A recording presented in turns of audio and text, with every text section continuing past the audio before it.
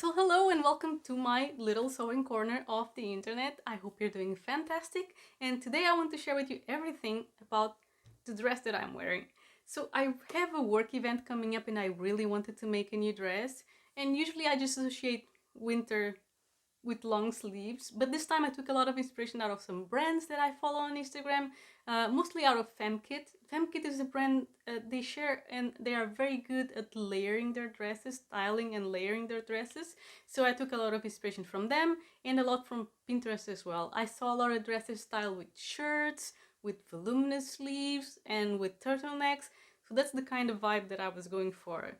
And then while browsing on Etsy, I saw this dress, which is the Sarah dress by a new pattern company, at least new to me, which is PatternCos.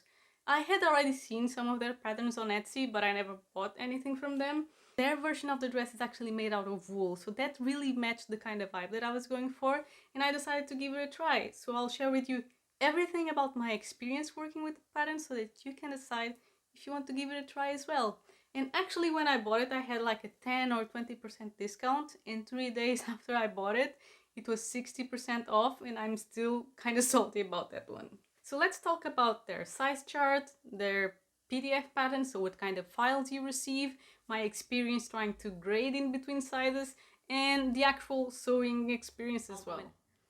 So I also took some time to style this dress with different tops so I can see many different ways for me to wear it, and I'll share that with you at the end if you want to see. But first let's start with the most important thing so you can even see if you should be buying any of these patterns, and that is the size chart. So I'll put the size chart up here to you, but I'll be looking at my computer. My measurements are usually 84 centimeters at the bust and 70 centimeters, around 70 at the waist. So according to their size chart, I am a size 36 at the bust and 70 at the waist. Usually it is quite common to me to have to grade up a size at the waist. Grading two sizes is more unusual, but their size chart seems to have, a bigger difference between the bust and the waist. Maybe they're making patterns for someone who's more gifted at the bust area, but yeah, doing adjustments at the waist for me is not uncommon, so I wasn't surprised by that one. It was just a big gap that I would have to grade up to. So I actually took some notes this time so I can give you all of the information. In terms of the PDF file that you'll receive several. You receive an A0 in case you want to get it professionally printed. You receive A4, you receive letter as well. You have a file with the explanation of the seam allowances because you have different seam allowances for different areas of the dress. You receive a file as well with some information slash indications, but it's not the actual tutorial. The tutorial is in a video format, so you receive a code so you can access the video on their website.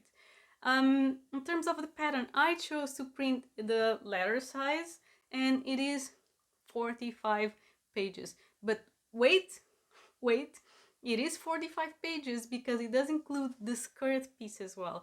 And the skirt piece actually wraps all around you. It doesn't have side seams.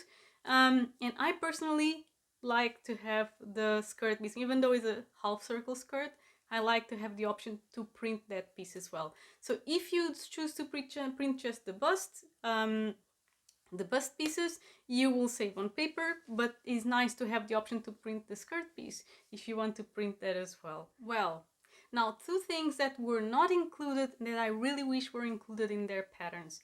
One is, that function that you have in Adobe just to print selected sizes. I really wish that I could print some selected sizes instead of printing all of the sizes. That always makes a little bit of a mess when you're trying to grade or when you're trying to cut your own size. So I wish they had that option. And the second thing that I wish they had is the finished garment measurements for this dress. Being that this is a dress that is supposed to be worn layered over winter pieces, I knew that it probably had quite a significant amount of ease. So I wish that that was included as well. As I mentioned, I had to grade my waist size, and I wanted to know if I would have to grade one size or two sizes up in order to fit in the dress. So now talking about grading, and grading was by far the most difficult thing to me about working with this pattern. And let's just pay attention that this is very personal, because what's hard for me, it might be very easy for you, and vice versa, because our experiences and our skills when sewing are very different. But for me, it was quite complicated. One, because I had to grade 2 sizes and they don't give you the finished garment measurements, and I wanted to know if I could just grade 1 size or 2. And the second one is the disposition of the pattern pieces in their in their pattern. I hope that I can explain this to you, because I don't think I should be showing the pattern pieces. So let's see if I can explain myself correctly. So usually the PDF patterns that I'm used to work with, usually they are all stuck at the middle and they grow to one side or the other as the size increases. And these ones are not. They are stuck at the bottom, if I'm not mistaken. And then as the size increases, it grows, but it grows to this side and to this side. So it grows on 2 sides. So, and some pattern pieces, such as the center front, for example, is supposed to be cut on a fold. So, but it is growing sizes this way and sizes this way. So I can't move the center front and grade it to the other side. It would be wonky. Okay, so the best way that I found to deal with this issue was to grab a ruler and measure the waist from the pattern pieces.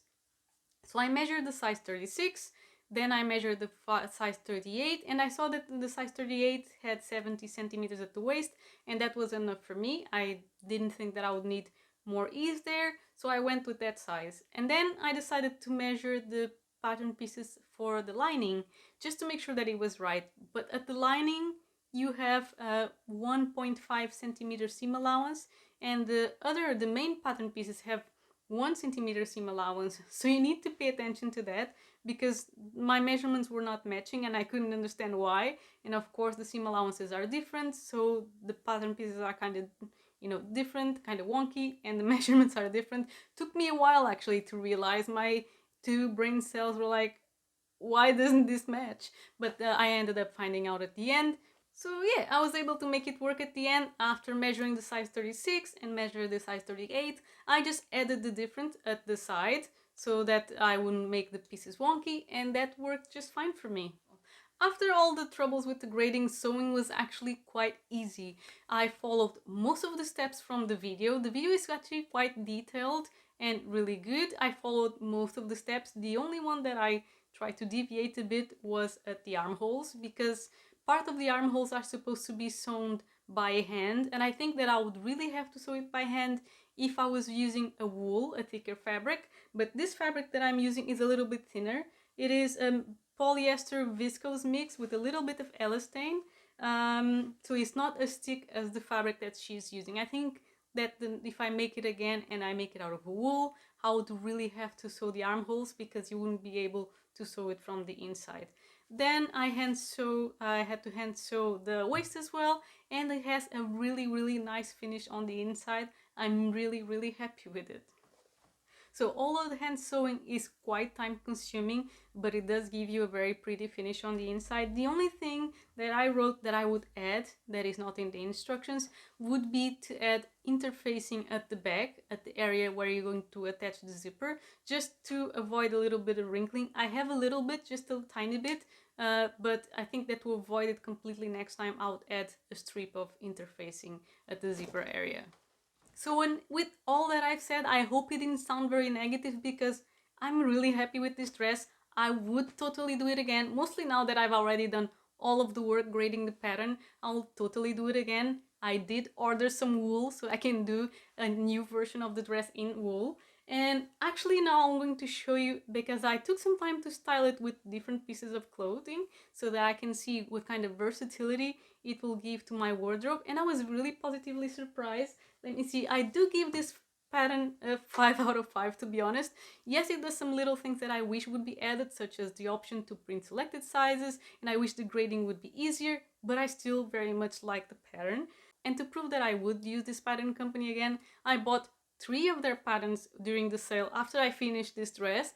So one of the ones I bought, I think I better read, is a medieval dress, Melisandre inspired. So it's supposed to be inspired by the Melisandre dress from Game of Thrones. I also bought one that is basically a corset dress, and one that is more of a short Regency stays sewing pattern. And now about the styling. First, I styled it with the white shirt that I'm wearing. This one is a very good one to wear to work. It looks very nice with different kinds of shoes. I really like this one. I actually think that this is the only white shirt that I have in my wardrobe, so I better make a new one. And this is probably how I would wear this dress to work, but it can be worn actually many different ways. I really like this style as well with this one, and this one I believe I showed you in a previous video. This is made using the bodice of the Sharon dress by Vikisews. It has this really pronounced collar. It is a dagger collar, and I really liked it with the dress. Yes, it is short sleeved, so this one will be more maybe to beginning of autumn, which I'm already past because it's already kind of cold, and could be worn again during the spring. I actually liked it a lot more with short sleeves than I thought that I would, but it shows the versatility. Long sleeves or short sleeves, it can be styled either way. The next one, I styled it with just a black turtleneck, and this is just a ready to wear one. This is from Zara, and the all black look, I haven't worn an all black look in a while, so it does look really nice. I think it can be kind of gothic. I do like that kind of style as well sometimes.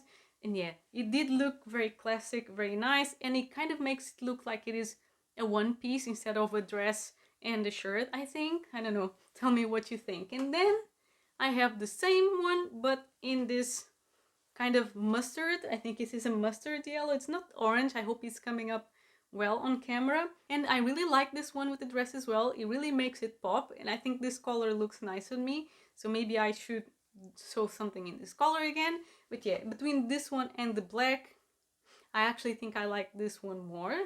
And then I decided to use some, dramatic sleeves. So I went and I grabbed my Petunia shirt, or Petunia blouse that I have made recently, which is this one, and it has the very big sleeves. So it is very sleeve-tastic and great if you want to make a big feature out of your sleeves. So yeah, I really like this one as well.